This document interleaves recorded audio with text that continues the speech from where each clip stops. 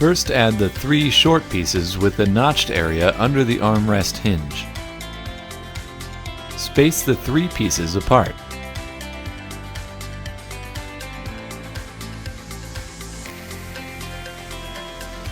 Add the long divider to lock the assembly together. The dividers are an exact fit to the center console walls, preventing any movement once installed. Push the organizer down to contact the bottom of the console.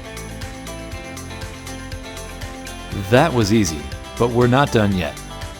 Sold separately, add our center console tray.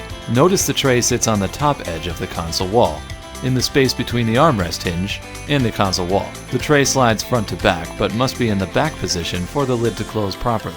Now you can grab those everyday things without digging in the bottom. These are great, inexpensive upgrades to your Tacoma.